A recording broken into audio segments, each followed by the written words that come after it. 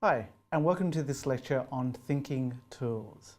So, the purpose of this course is really to pack full your teaching toolkit. So when you eventually get out there in a classroom, you know the content, you know how to teach it, and you know the tools to use. Now, there's a whole bunch of physical, concrete tools that we use that we generally call technology, and that's what we talk about when we look at the TPAC model. However, there are a whole heap of abstract tools, tools that you can't feel and touch, they're intangible, that we actually use, and they're super critical because what they do is they demystify a lot of the words that we use in education, such as justify, compare and contrast, analyze, evaluate. So what it does is it makes the invisibleness of those particular verbs visible, and that we find that generally helps students a whole lot. So by the end of this lecture, you should be able to explain and justify all of the thinking tools. So we're going to go through a range of thinking tools. Now there are many, many more out there, and gentle reminder, there are more in your course text beginning, a teacher's companion. There are many more which we could talk about, but we'll just talk about the ones here. So if there is an exam in your course, then anything directly asked in the exam can only ever relate to the tools that we actually deal with in this particular lecture. What we're also going to ask you to do is to be able to match the cognitive verb. So the cognitive verb you'll have used to create a learning objective, because based on that cognitive verb, that generates your learning objective, but also it should guide your selection of the appropriate thinking tool, okay? Oh, and the text, okay? So let's get started. Now, the gentleman that you can see there, Edward de Bono, it certainly is not the inventor of thinking tools. Thinking tools have been around forever. But I remember back when I was in high school, de Bono was a big celebrity back then. And one of the new tools which was coming in for use in education was the image that you can see there, the 6 thinking hats. So you may have actually seen this used because it's quite popular, particularly in primary school. So this is a thinking tool which helps students think systematically, okay? Now, if you go out looking for thinking tools, in terms of searching on Google, another key search term you might want to use is graphic organizers. So thinking tools, graphic organizers, they really mean the same thing. And they are tools, as the name suggests, that help you think. Think in terms of, if we use Bloom's classification of types of thinking, remembering, understanding, applying, analysing and evaluating. And the reason why we use that particular framing is because it is also the framing which is used in the course text. Now, there are other taxonomies of thinking out there, but for this course, this is the one that we're going to use, okay? Excellent. So, we're going to have a look at the thinking tools now, but we're going to group them into 3 broad categories. They are the tools which look like tables. There are other tools, thinking tools, which look like spiders' webs, where you've got nodes and interconnections between those nodes. And then there are others which are more graphical, they're more free-form. And we'll talk about each one of those in turn. Okay? So the tabular thinking tools, the one that looks like tables, here are some examples here. So the PMI that you can see there, that's where you're asking students to look at pluses, minuses and interesting. This primarily operates at the evaluating level, and this is another de Bono tool, okay? SWOT analysis, for those of you who've come from the business world, sometimes moving forward, planning for a new year, a business executive team, they might sit down and look at the strengths, weaknesses, opportunities and threats within a business. And this was developed by Humphrey, I think it's over in Cornell at the moment or something like that, okay? Now, another table, and it doesn't really look like a table, but essentially it is, because the 3 categories of the Y chart, yeah, so you can see that there, it's shaped like a Y. So even though it is that funny shape, it could easily be turned into a table. So really, it's just a table that someone's bashed around and made a bit wonky. But it's a really good way, particularly the Y chart, of having students think about something and then think about what does it look like, sound like, and feel like. Okay? So that's another tabular thinking tool that you can use. Then we've got the POE, or the Predict, Observe, Explain. Now we will be using this particular and modeling this particular strategy in labs, but you can see there it's pretty much a table. Yeah. So this was work by done by White and Gunston, two great science education researchers here in Australia.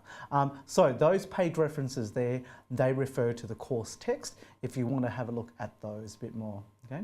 Now the networked thinking tools are, as the name suggests, when you look at them, they look like a network. They are bits of information which are connected in some way.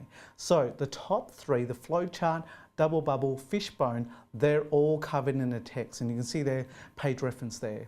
Okay, so it's quite obvious there that that information is somehow related or connected to another piece of information and indicated by arrows.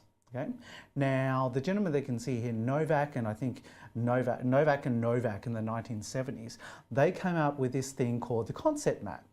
And the concept map was kind of an extension of the networked map that you can see there. But what their innovation was to add the connectors, was to add more description to the actual network to actually describe the nature of the connection. Okay, so you can see there that there are nodes and then there are connectors in between. So that one there, yeah, there's a connector, and so you would essentially read this like a sentence. So you'd start with the middle concept, a concept map. Yeah, this is a concept map of a concept map, and you would read it from the inside out. You would read it radially from internal to external. Okay. Now, a variation on the concept map was developed by this gentleman here, Tony Bazan. I can't get my hand straight. Tony Bazan. So a lot of the theory around the premise of a mind map was really based in brain-based learning. So if you have any free time, I strongly recommend just Googling brain-based learning. There's a whole heap of resources and ideas that can inform your teaching. Unfortunately, we don't have time in this course to cover those, but do go and look that up. Okay, so here's a mind map of a mind map. Now, there are clear similarities and differences between a concept map and a mind map, and I'll go through some of these. Now, when Tony Bazan was coming up with the rules, these are pretty much the original rules of mind mapping here, according to Bazan. Okay, so and they were quite strict with it in the early days. They kind of loosened up in their old age, but essentially, and I'll read this as a sentence. So so I'll start here in the red.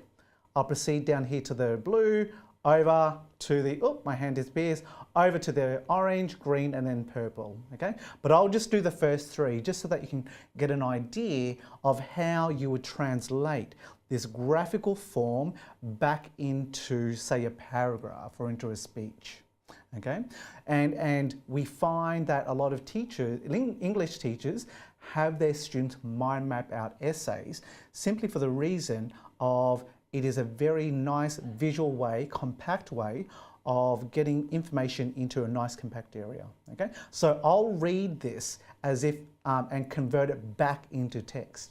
So when you're mind mapping, your paper needs to be in landscape and it needs to be blank. So go grab a blank sheet of paper, turn it landscape, and you need to start in the middle. Start in the middle with your central idea. In this case, it's how to mind map. Now, when you're mind mapping, you need to use colorful images. They should be your go-to first. If, however, you can't think of how to actually draw or represent visually your idea, then words are fine. Then words, in terms of words, they should be printed and they should be simply key words. Try to reduce as much as you can those fluff words that just kind of take up space. All you're after are key words. Now, the lines are also an important element of a mind map. Now the mind map, the lines in a mind map, they denote connection. They denote association between two ideas. Not only that, but they become thicker towards the center of the diagram and become thinner as you move outwards. Now the length of the line is really determined by the length of the word or the image. So the branch should only go as far as the word or the image, and it should be organic. So ditch the ruler when you're drawing a mind map. Okay? So you can see there what I have done is you could imagine a situation where you've asked students to watch a video on mind mapping and they've created this mind map. What I've just done is now converted that mind map text, so it's gone from, say, a video text into a mind map text back into my speech text. And so what we're doing now, each time we move from one multimodal representation to another, what we're doing is we demonstrate understanding. And this is one of the great things about mind maps, is that they demonstrate understanding. You understand how things relate to one another. Okay, rightio, let's keep going. The third category are the graphical types. Now these are where you just place information in spatially in relation to other bits of information.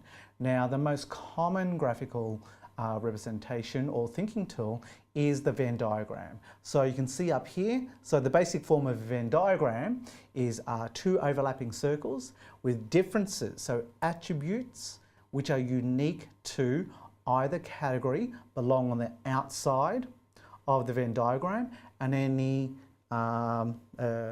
any features which are common belong in at the intersection. So you can see there quite a complex Venn diagram. So what's that, 4 of them?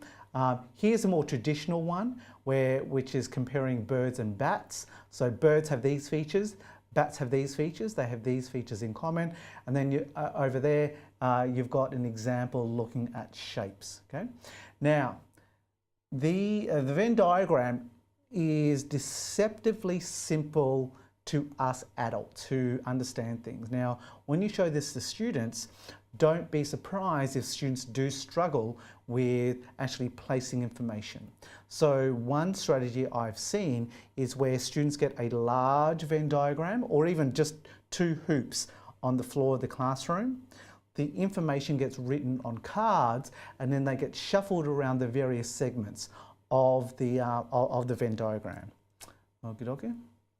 Now, it's not good enough just knowing cognitive verbs over here and lesson planning structures over here and thinking tools over here.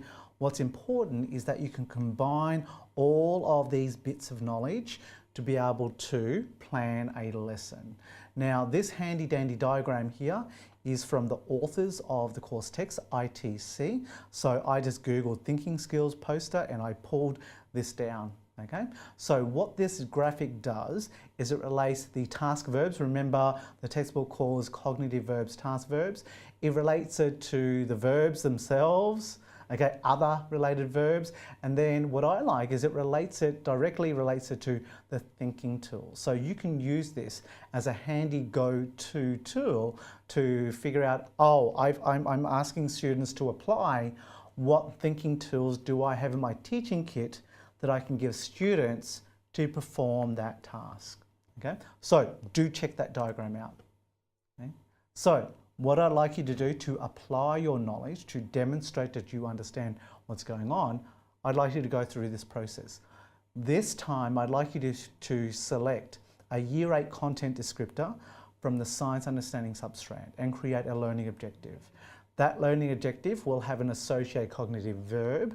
From that verb, you might want to use this diagram to actually then select an appropriate thinking tool and then go and find a text to pair with that tool. So in this lesson, we've been through a number of thinking tools. I want you to be able to explain and justify those various tools, when you would use them and why. More importantly than that, I'd also then like you to extend that knowledge and then be able to match a cognitive verb with an appropriate thinking tool and also an appropriate text. Thank you.